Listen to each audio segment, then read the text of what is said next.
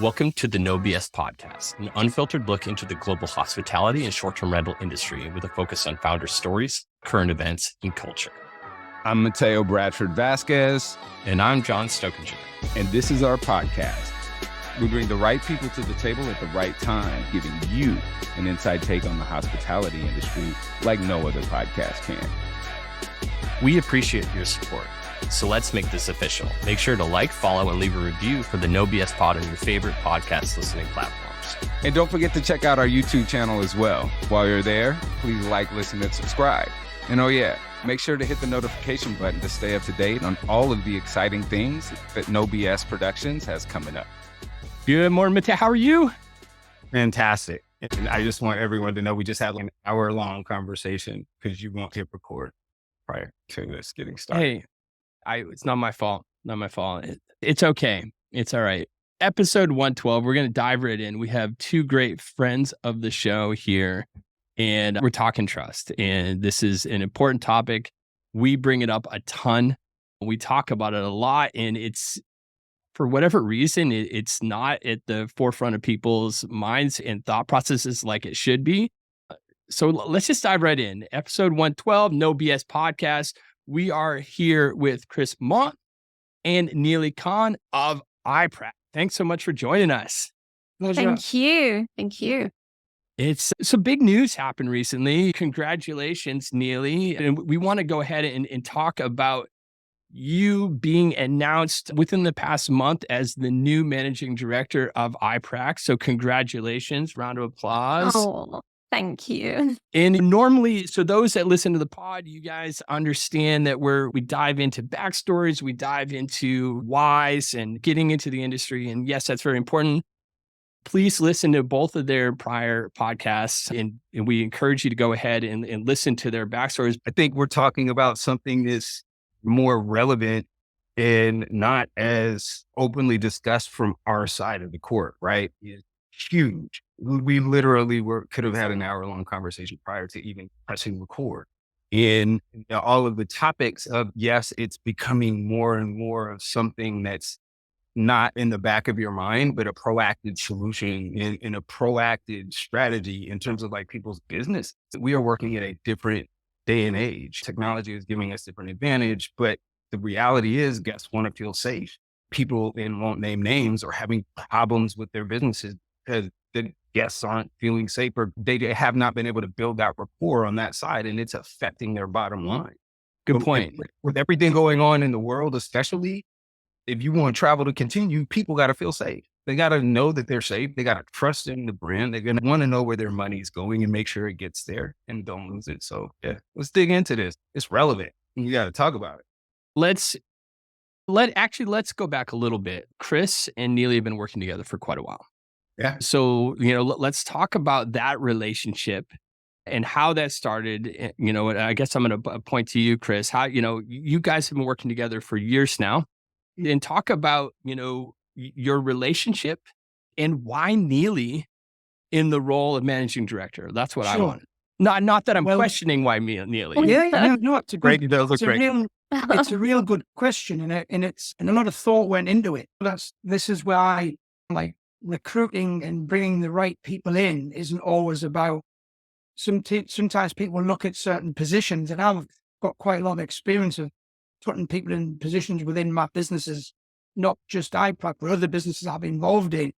And it's not always about somebody thinking it's the right fit for a position. And I've known Neely for 6 years now. I think we started 6 working. years. Yeah. Mm. And initially, Neely was doing a lot of work for our accommodation brand in Cannes, which was basically to bring some kind of, again, professional content that we could bring in. And they just brought so much kind of fresh ideas to like what content writing wasn't even touching on back then.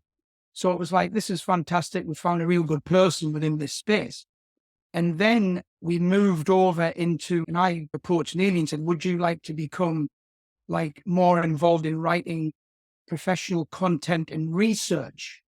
So it's not just putting out content, it's actually doing the research behind the content that's important, quality over quantity type thing.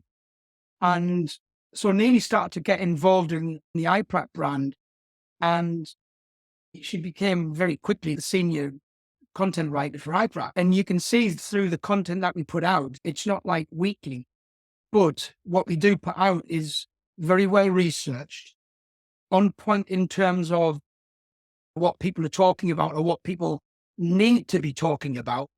And I think that's where we've always aligned, whereas we don't want to put out content around what everybody else is talking about. We want to put out content that is going to get people thought-provoking to change their direction of their thinking, which is a little bit more like the thought leadership role, like trying to open new conversations. And that's what we always tried to do with our content. And Neely just got from this, and so as that kind of journey went on, you cannot work with me in any brand that I'm involved in without getting passionate about what you're doing, because Neely just got to learn more about the I-PRAC brand, what it stood for, the values, my values. And I think it probably at the start, we were quite deep in conversation for a lot of articles. But as time went on, we were quite able to just pick a subject, and then I would just be like, send me it over for review before we publish it. And what's interesting, right? Yeah. And that's the level that we got to. And that doesn't happen overnight. No. And that's, again, that comes down to trust, confidence. Neely removed all of the uncertainty that I required to have at the start as we move forward. So all of a sudden it's okay, you go out there. These are the subjects we're going to discuss and want to put content out. Neely would go out there and do fantastic research. And she would write it with the brand values at top of mind.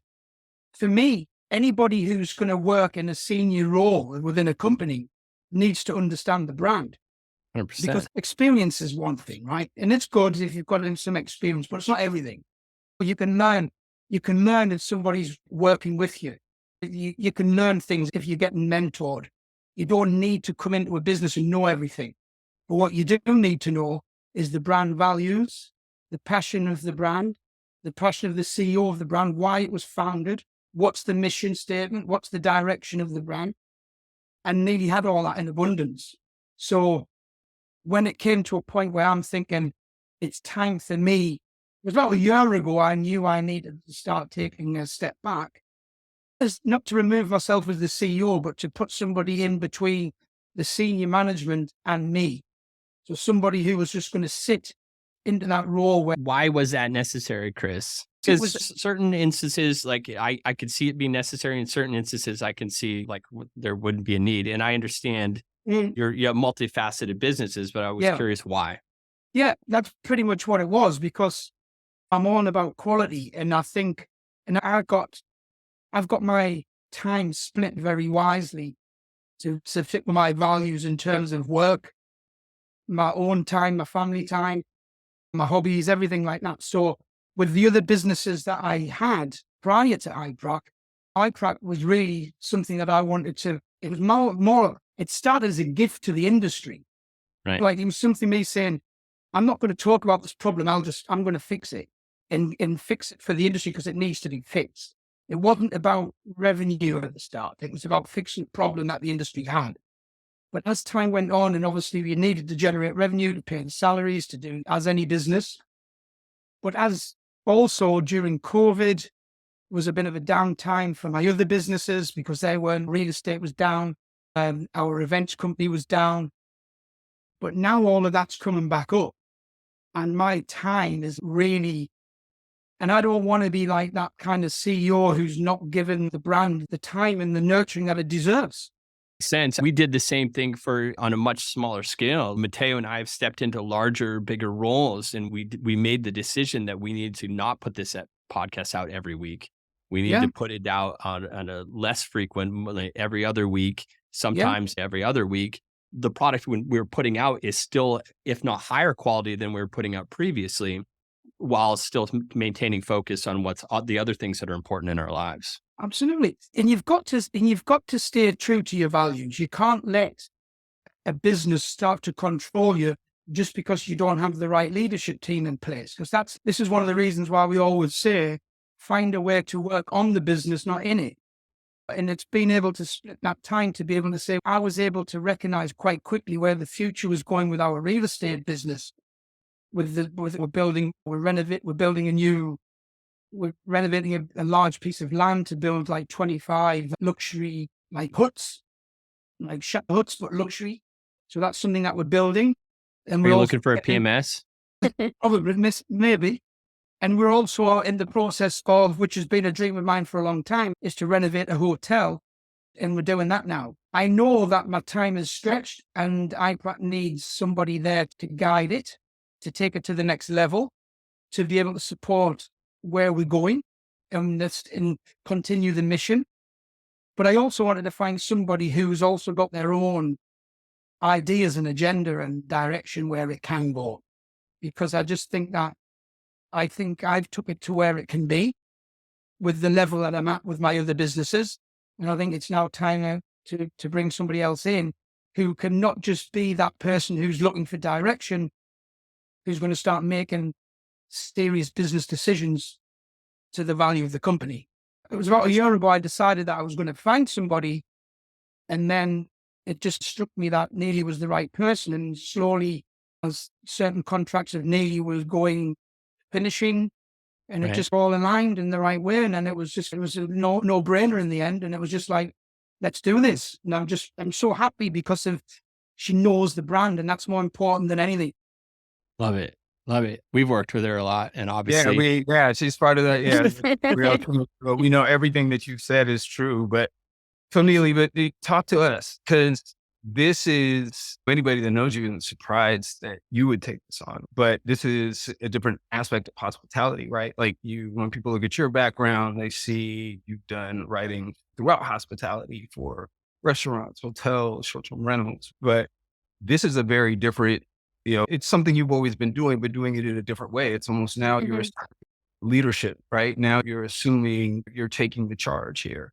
And what made this be the opportunity to take on? Because John and I know you work on lots of different things, work with amazing brands, and this one seems to be core to you. Why this opportunity right now?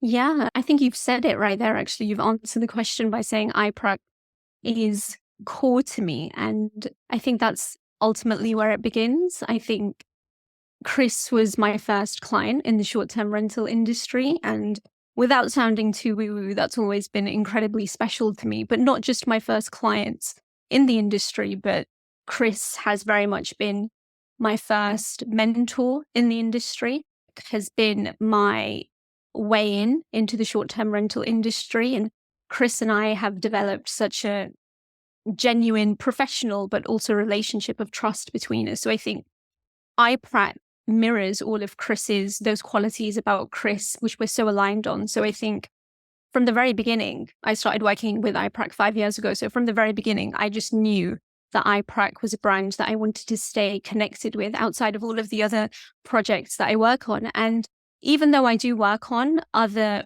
projects, and I've always done that, that's always been very important to me, to have that versatility, to have that flexibility, as you guys know, like we've done with Derailed.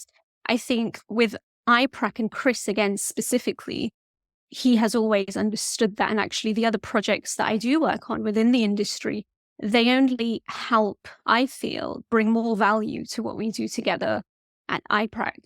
I think it's different, but it's actually not that different at the same time, because while a lot of the other projects that I've worked on have been, most people would associate me as with writing and say that I'm a content writer within the industry. But actually the writing is just a small part of what I do. The writing is a consequence of a desire to educate the industry. It's a consequence of research, like Chris said himself, with the stuff that we do at I-PRAC. And all of those skills just align so well with what we're trying to achieve with I-PRAC. I think the leadership part of it is super exciting because it comes with so much learning. It comes with so much, we're evolving every day. And I think that's probably the most appealing part for me, is that it's a real opportunity to learn. And even when we announced the news, I got lots of messages with people saying, oh yeah, this is a great achievement, congratulations, which it is. And I appreciate that so much. But for me, it is very much the beginning. I'm still very much at that stage of learning. So I'm more excited about the process and what we're going to do. So yeah, it works very well in that respect. You and I talk all the time about direct software, but we don't dive into it too much here in the show. what can we tell our listeners? Let's start with the fact that Direct was built specifically to meet the needs of its own management company. Fast forward a few years, updates and features are executed and released by a team that cares about user experience for hosts, property management teams, and guests. So, built by users, for users. How does that make Direct a solid PMS? Direct is special. It is built on a modern framework and it's intuitive. What I mean by that is that it's clean, easy to navigate, and everything you're looking for as an operator is where it should be. Have you seen or used some of that other software? A lot of them are a mess. Features and options are just crammed everywhere. That all sounds good, but does it work for everyone? Absolutely. Direct seamlessly integrates operations, connectivity, accounting, and engagement tools all in one place. It's built for scale whether you manage 5 or 5,000 units. Direct also eliminates redundant manual processes and leverages advanced reporting and payment processing features to make data-driven decisions, maximizing revenue potential. As their director of sales, what's your main focus right now? I just want Direct to be part of the conversation. Deciding which property management software to use and changing from one solution to another isn't easy. I encourage everyone shopping for a better solution to demo a few options and see what is best for you now and for your growth. That's the goal. If you're a host or property manager that is unhappy, we should talk. To learn more about Direct and to get $500 towards implementation costs, go to info.directsoftware.com/NoBS and book a demo with John. Make Direct part of the conversation. Neely, tell us about, we've been talking about I-PRAC, we've been talking about why you, in your words, for those that are listening that didn't catch our previous episode with Chris, what is I-PRAC? And what exactly does I-PRAC bring to property managers and guests? That's a great question. What is I-PRAC? Because we actually get that question a lot. And I know Chris will agree with this too. So in a nutshell, in layman's terms, I-PRAC is essentially a verification and membership platform, the only verification and membership platform within the short-term rental industry. I-PRAC approval means that short-term rental hosts and short-term rental agencies can be fully verified as legitimate operators. So once they have I-PRAC approval, after going through the verification process, what they can then guarantee to their guests is 100% payment protection.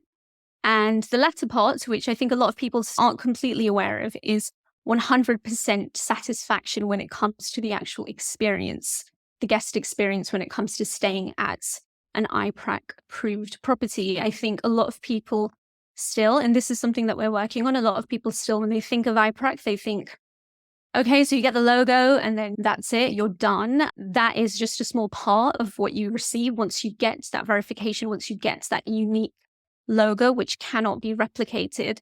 You can then leverage that as a monumental marketing tool, which actually comes before PR, which comes before all of the other flashy marketing. It very much sits at the core of all of your marketing activity and your brand identity. And what a fantastic tool too. If you can say, as a short-term rental agency or as a property manager, that we can now guarantee as a result of I-PRAC approval, 100% peace of mind, because that is what we offer, and 100% satisfaction. If at any point of your guest experience you are unhappy or you feel that we could have done something better, you can get in touch with I-PRAC and we will review that and we will rectify it for you as best as possible.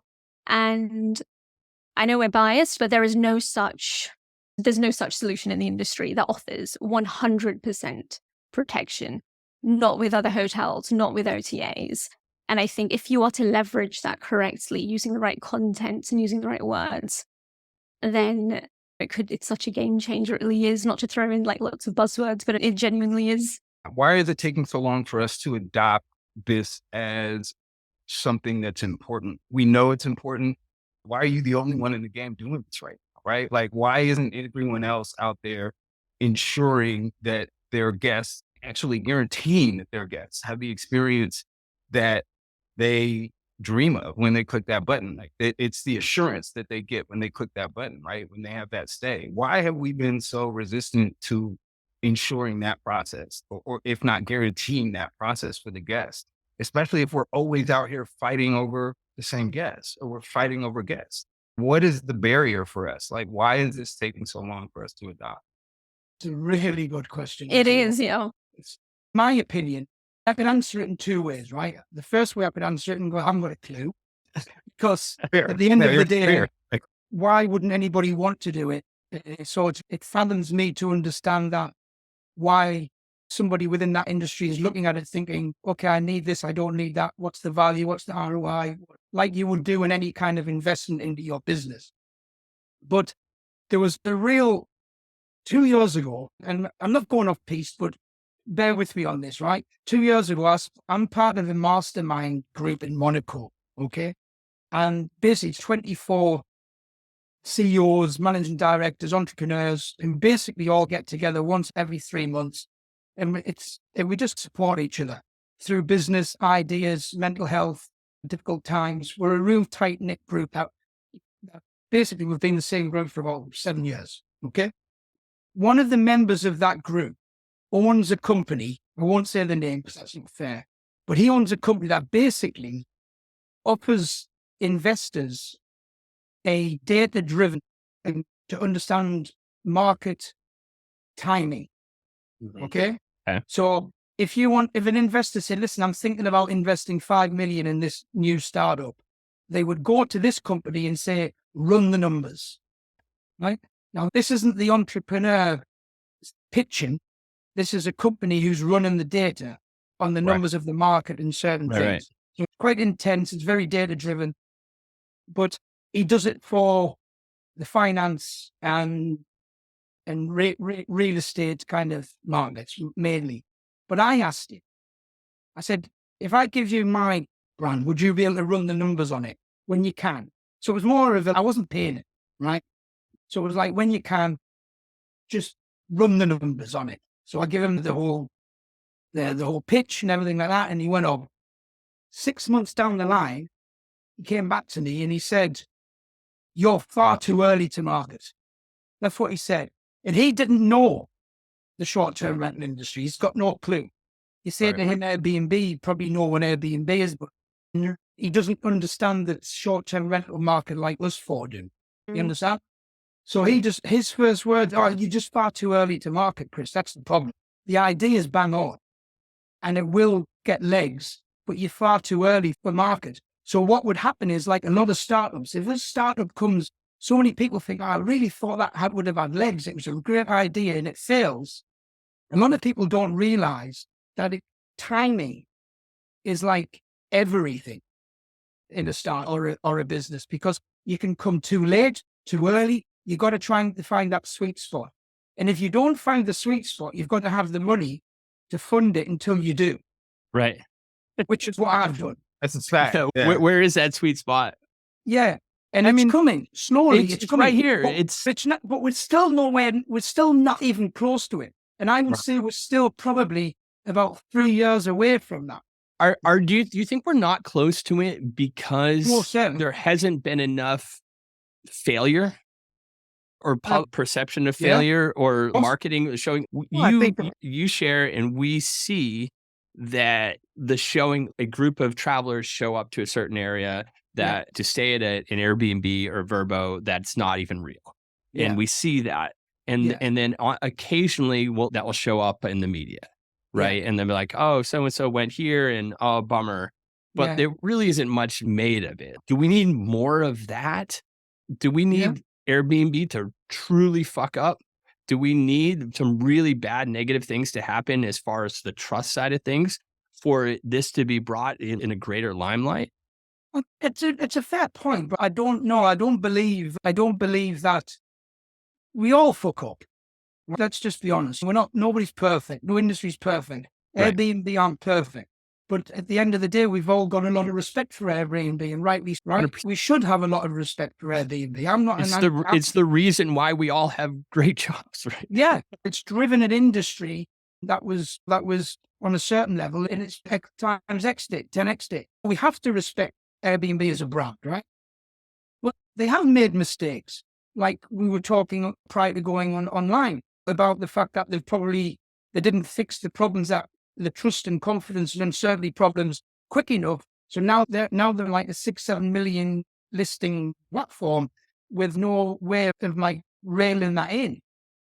So I'm not sure whether, because there's enough media out there, I just believe that a lot of people are Like sometimes I'll have a conversation with a property manager, right? And I'll talk to them because we're not in the business of selling. Right? We're in the business of educating people around trust. And if they get that and they understand that I-PRAC brings a value, then they will join and then they will use it and then they will become ambassadors of the brand. That's how we aim. We're not trying to sell it, because if somebody says, why should I could give them multiple reasons, but it's your decision. Right. You've And it turns out value. it ends up being a differentiator. Yeah. And I absolutely. think that's where it's gonna get Now- more legs. Now we're approaching people who are actually on different levels of revenue turnover. So their business is actually working. So they look at it and go, why do I need it? I don't need it. Yeah, absolutely. Like, why do I need it? I'm already getting loads of bookings. I'm already, but the way that we come around is like, stop thinking about the bookings that you get, right? Start thinking about the bookings that you're not getting, Or the quality of bookings you're getting. or the quality of the bookings that you're getting. But at the same time, it's like you're focusing on the wrong booking, you're focusing on the wrong trait, if you want to call it, because you're validating yourself that you don't need this because your business is already working. But what level is it working? Because can you improve the business? Yeah. Looking to improve the business. You want to improve the business. So there's all these questions to ask. And then you've got to look at it. I think education is the key to understanding. Now, Airbnb have done that for so many people. So many people have rode on the back of the brand trust of Airbnb for years. And that's their thing. And they're looking at it thinking, don't really need the hassle of direct bookings and invoicing and guest communication and all this kind of that. Then it starts to become like a real business. Right. Like when you're on Airbnb, it's more of a side hustle, even if you've got 25, 30 properties, because the Airbnb system is the one controlling the business. It's doing all the comms, it's doing all of the invoicing, the receipts, the guest communication. All you're doing is servicing the guests. Let's be honest, that's not the hard part, right? If you've got hospitality, that's not the hard part, right? That just comes natural, right? The hard part is the business side of it, building a business, revenue, profitability, service, retention, conversion, right? They're not doing that when they're relying on Airbnb, because Airbnb are the ones who are they're the ones who are dynamic pricing will get me to the top. Certain things, certain hacks will get me to the top of the listing on the first page. But everybody knows these things are easy to do. And then you can farm it. You can even farm that job out to somebody else. We can get your listing on the first page and take a few euros or dollars or whatever. So they're not really running a business, in my eyes, right?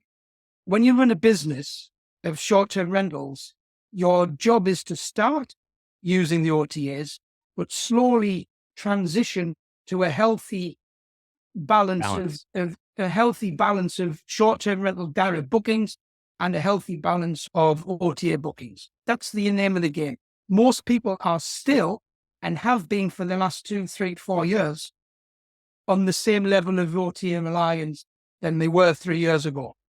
So they haven't made any effort to convert their OT reliance, to reduce their OT reliance percentage. But it just comes down to that same question always of what happens if Airbnb were to go away tomorrow? Would you still have a business? I always ask that question. That's a real good question to ask somebody, and trying to get an honest answer is never easy. But we all know the answer. Like you tell me honestly what your percentage of OTA reliance is, I'll tell you whether you've got a business tomorrow. I don't need to look at your P&L. Right. You know what I mean? I can tell you now, you've got to be going with intent to reduce that OTA reliance. You've got to, because that's what the business is. That's what you need. It's about the control. Because at the end of the day, tomorrow I've heard stories of people just all of a sudden 20 of my listings have just been like stopped. They're no longer on the platforms. What does that mean? That's like your direct booking website going down. Right? So what would you do? You'd call your tech guy. You'd say the website's gone down. You didn't pay the monthly subscription. You put it back up. Or there's a tech problem. Within 20 minutes, it's back to normal or whatever. Right? it's the same type of problem. Your business has gone down, but you don't control that. So all of a sudden you've got 20 listings that have gone offline. How can you say that you have a business when somebody else is controlling whether you do or not? That's the thing. We've got to educate people within the industry to understand that we're not telling you that OTAs are the devil. They're not. They're great for the industry. But you've got to get to a healthy balance. And you've got to be around 50, 55% to survive, if something happens to the OTA. Less is great, but more is risky. So the more education we can get, but if people think they have a business, they don't see trust as, they haven't got any validation that it works. They don't have any validation that trust converts inquiries into direct bookings. But it's also building a trust strategy. It's not like a tap. You don't walk into the bathroom and turn it on. Say, oh, I'm going to have some direct bookings today. It doesn't work that way. You've got to... Or I'm going to have some trust today. Yeah, exactly. Yeah, you know what I mean? That doesn't work. You've got to decide what kind of a business that you want to be behind and run and manage and grow, and then make a real impact into how you're going to get there. Right. And wake up every day with real intent on how we're going to get there. And I don't think a lot of people know how to do that. I don't think most people don't have the mindset for that.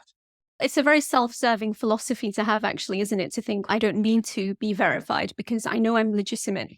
But obviously, I think a lot of people forget that we are operating in hospitality, and a lot of that is putting yourselves in the guest's shoes. So why wouldn't you want to eliminate uncertainty if you know that you can? Why wouldn't you want your guests to be able to feel that they can 100% trust you? Just because you know that you are 100% legitimate does not mean that the guest feels that when they make that booking with you. So I think, just adding on to what Chris has said, a large part of I-PRAC approval is actually adding to that experience of hospitality, because it makes that whole guest experience from the minute they book to the minute they've had their final night stay with you just so much more hospitable. And I think, like Chris said, it's very much a mindset thing, and encouraging people to think in that way, to do it not just for yourself, but do it for your guests. They don't have that mindset. The day somebody pays is when they become your guest, because they've paid for a service. Now, the service doesn't start when they check in. The service starts when you start communicating with them with their receipt for their first payment. All their pre-stay communication. Absolutely, because you start building trust at that minute, as soon as that first communication starts going on. And you can lose that trust anywhere between the original booking and the arrival date. There's a lot of scope there to lose that booking. People don't talk about how many bookings they get cancelled, do they? They don't talk about that. They say, oh, 25 bookings this month. Okay, great, but they're for like 6 months' time, yeah? That's not a booking yet. That's just, you've just blocked your calendar without any money. Right. Because Airbnb have got that. Yeah. You're calling that a booking, but the cancellation policy with Airbnb can allow them to cancel that booking anywhere but up to a week prior to their arrival. Right. And you don't get $1 or €1 or a pound, whatever currency you're in. That should be alarm bells all day long for me. That wouldn't wash with me. If somebody said that to me as a business, I'd be like, that's risky. Because you want me to block this beautiful villa for 2 weeks in August without any money. Is that what you're telling me? Right. Yeah, because it's through Airbnb. I'd be like, no way, man. Find a direct booking client and we'll take the deposit, and we'll have a structured contract that if they cancel between this date, we've got time to rebook it, and at a discounted rate because they lose their deposit. That's how it works when you're in the direct booking business. But when you're working with Airbnb, it's okay, we've got a booking worth 16,000. Might look like that on your Airbnb calendar, but until you've checked that guest in and got the money, it's not really booking, is it? So I think educating the industry is what's required, but we can't do it like 20 of us can't do it. Mm-hmm. No. You know what I mean? 100 of us can't do it. Probably 1,000 would be close to the amount of people. So when we're trying to organize like next September, which is like the Trust Awareness Week, is when we're trying to bring all of the industry leaders together to try to understand the importance of trust. And I would like to say, listen, if you give me like 1,000 quality property managers all over the world are all on board, and we said, okay, we'll certify you with I-PRAC for free. You still got to go through the verification process because that's part of it. But we'll give you it for free as long as you start promoting the fact that trust is important. They still won't do it. I think that's why this is important, right? You've been doing this for 3 years or however many years you've been doing it, and it's still not where it needs to be. And this is, again, putting it in motion to make it happen. I love the idea you guys are doing this thing in September. And Mateo is about to jump in here. And what I was going to say is that's the way that you measure change, right? You've had people that have built whatever entity, business or not, right, through the use of Airbnb, right? They don't know how. The whole importance of this is they haven't built a strategy to work around what they're not able to do, right? When you were talking about this, one of the things that rang in my head was they think it's someone else's responsibility. And they think that their responsibility is the physical safety, right? The physical trust, which some of them don't even get right. There's so much that goes into each phase of that. What makes this interesting and what I think is special about this is that it is actually more than education. It's almost empowerment, because the knowledge is one thing, but the ability to show what happens when you actually impart that. And because you're asking for action, you've been educating people for years, but what's going to cause people to actually act within the space, right? And that's empowerment, right? Because absolutely, managers love to be able to do what they need to do for the guests. And this is what Neely's brought to the table. When Neely came to me and she said, the first thing that I want to do is leverage the members we already have. Yeah. Yep. Yeah. And it's a great idea, right? Because what we're going to do is we're going to go to members who are already using the tools to their advantage. Now, not all of our members use their tools to the advantage. 100%. You see it with everything. You see it with software. You see it. Exactly. It's get the tools, use the tools, and see the growth over time. Because this is like you said, you don't have trust today. That's not happening. You make a decision to start on a trust strategy, and you start to build that trust over a period of time. And you will build it over time if you've got the right strategy in place. So that's what we need to start. We need to show people that revenue in 2022 was here on X amount of bookings, OTA to direct, whatever. And then through an 18-month trust strategy, the revenue turned to here, but you had more control over your business because of the fact that this OTA reliance had gone down and the direct booking had gone up. So your business, although it was more revenue, it was much more healthier on a P&L. And it's a case study, right? This is where you have to speak, Evidence. You're going to get case studies that are going to show the ROIs to what are important to them. But the other side of it is the ROIs that for whatever reason, profitability, and it makes sense. You need to have a profitable business, right? That's ultimately what's going to drive your business and continue to allow you to keep operating. Yeah. But it showing that the dollar signs are aligning and the pounds or whatever are aligning. And then also, and subsequently, trust is here and direct bookings are here. So all these different things are raised up. And then you get your 6 or 7 amazing case studies, hopefully more, that you could showcase. These are what these are their testimonials. Yeah. And they're willing to go ahead and speak on our behalf. And then we come into September of next year, and whatever your plans are, this is a great transition. Actually, Neely, what exactly are your plans to take I-PRAC to the next level? Dive into this upcoming, I guess it's now 11 months, 10 and a half months away. Talk about leading up to this month of trust of next September in 2024. What are you bringing to the table? Yeah, so the next September, we'll be launching the first short-term rental fraud awareness week, which will be super exciting. And that'll be a week dedicated to, again, educating the industry, not just about the very prevalent threat of short-term rental fraud within the industry, because I think people are quite aware of that now, about how that actually impacts the industry. More importantly, what we can do about it. to stamp it out and to, again, build trust and garner more direct bookings as a result of that. So that's one of the things we're going to be doing next year. And that'll be a full week of speakers and webinars and podcasts and lots of great content. I think that's something that Chris and I definitely aligned on. And we can guarantee moving forward, not just in September, but from here on in, is a lot of great content. And this is probably the part that I'm most excited about because of my own experience and my own background. So in terms of moving forward, yes, we are going to re-communicate with our existing members. We're really excited about building a community, more of a community, fostering more of a community with existing and new I-PRAC members. And I think that's probably one of the most important parts of the changes that we're going to be making. A lot of it will be about, yes, you are I-PRAC approved, but how can we help you leverage that? How can we help you?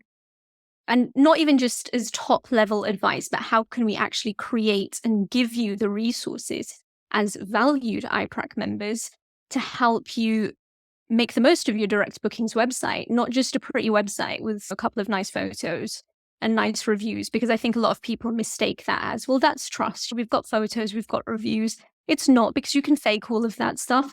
What can we do to help you actually get those trust signals on your website? What can we do to actually help you create a more approval? What can we do to help you feed off the content that we share? Because we actually create a lot of great, we created an amazing short film a couple of months ago, which we spent a lot of money on, a lot of time and effort went into it. Yeah, It was great. We're so proud of it. It's definitely one of my favorite things that I think we've worked on. And again, these are all things that we're not just creating for the sake of creating them. We don't create anything for just the sake of putting it out there. We don't make noise for the sake of creating noise in an industry which already has so much noise anyway. Everything we're creating is for the benefit of our members. So for example, the video, it's there for our members to use and to help them communicate that message with their audience. So we're definitely going to be doing a lot more of that, a lot more of teaching people how to leverage I-PRAC approval. We want to consult them on how to use their I-PRAC approval and verification. And I think in terms of what we'll be doing, that for me is probably the most prevalent thing, which I know Chris is very much aligned onto, and just great content. We don't really see a lot of it. With all due respect, I don't think we do in the industry. We always go out and do our own research. We don't rely too much on third-party resources. And I think this is the kind of thing that we really want to bring to the front again from here on in. And I think one of my biggest faults of being in the industry for 23 years and building like my own short-term rental business, I assume people have an idea of what I know. And that's not always the case. Like, you can't be in this industry for 23 years and build like a short-term rental, like 100% direct booking, and work with the brands that we do and the properties that we rent and everything, without all of the overcoming the challenges and understanding the failures and the positives and the negatives and the whole journey to where you get to. And we're still learning now after 23 years. So it's not like an end destination, but it's like anything, isn't it? But like practice makes progress. So if you keep doing something long enough, you're going to get good at it. You know what I mean? That's just like the laws of like science, whatever you want to call it. You're just going to get good at it. And when I speak to property managers and you see them have these conversations, some of the conversations that you're having, there's certain things that they just don't know. If you could turn around and understand, what metrics do you study, for example? And they go, what do you mean metrics? And they're like, your metrics, what metrics do you find valuable to the business? They just haven't got a clue where that's coming from. And that's not a fault. That's, you don't know what you don't know. Right? I find myself saying acronyms and stuff that I assume everyone should know. We're talking about RevPAR and we're talking about different things, and people are like, and they look at you with those like deer in headlights and then making assumptions, which we all know what that is. Absolutely. So when I started thinking, how can you not understand that trust is the pillar of building your business, to like getting control of your business in terms of like direct bookings and building a business that you're proud of and a brand that's trusted and everything. You don't know. Our job has to be And once again, Neely's got the intelligence to say, Chris, I need enough time with you to get all of that, like that knowledge that you don't think is relevant out into real driven content. Which Right. we're 'Cause it starting means- to do now, right? Which you've never done Yeah, before, you know, actually. and I You've never mean- shared that. Yeah. Exactly. So my job is to give Neely the support to think, what about this? Let's like, where are people in their journey of building their short-term rental business? Are they at one property, two property? They might even just be starting to talk to a website developer to build their own website. They might not even have chosen a name for their business. Again, what name are you going to choose? That's important to know now than thinking that you're going to have rebrand in 4 years' time because you've picked the wrong name. All of these little things are like people who are on different levels of the journey. It's what Neely's trying to do is go back to basics and let's get some content, like educational content, driven content put out there that people can relate to in terms of this is where I am in my journey. This is really helpful. I think that's where Neely's got an idea to bring in some consultants to the business in the future, which we're going to build like a sub-brand called Trustology. Ooh, I love that. Yeah. And basically that's going to be where we can help businesses to say, we're going to come into your business and we're going to look at your business from a bird's eye view and then give you a report and actionable tactics that you can start implementing now. And then we'll review it in 6 months. And that'll be like a blueprint, like a Yeah, I love it. real, I love again, it. very Knock the low hanging fruit out first. Do these Yeah. few things, then we'll bring your trust level to here. And then do you want to go ahead and knock it out of the park? Then That's it. I You've gotta- don't know you know- cricket terminology or Absolutely. So going back to basics is going to be a real important factor for what we're doing, because you can't expect everybody starting here. We have to assume that everybody's on a different level of their journey and everybody needs different support. We're going to run that as well. So that's going to be really exciting because I think that's what the industry needs, so that we can stop assuming people know what we know. Like leaders within this industry who are speaking at events, they're speaking a language that most people in the audience haven't got a clue what they're talking about. Right? Well, we're excited to partner with you and to help to get this message out, the importance of trust. Yeah. And we'll put our no BS spin on it like always. We're stoked to see how far you've come already. I love the appointment of Neely. I think this is a perfect fit for I-PRAC. And we're really excited to see what this next year brings for y'all. And the next time we're on the podcast, my golf handicap will have gone from 12 to 6. There you go. There's more positive go. things. We're looking I at love the ROI goal. here. I love the goals. I love the goal. He's right there. I love Right. it. That's my goal. That's good. If those that are listening want to learn more, is it just obviously we'll go to I-PRAC. Am I saying it correctly? I-PRAC. I-PRAC.com and learn more. We'll And put a link to the commercial that you did down there. So everyone can Awesome. Trust matters. Trust matters. It does matter. Thanks so much for joining us, guys. Appreciate it. Thank you for your time. Thank you. Appreciate it.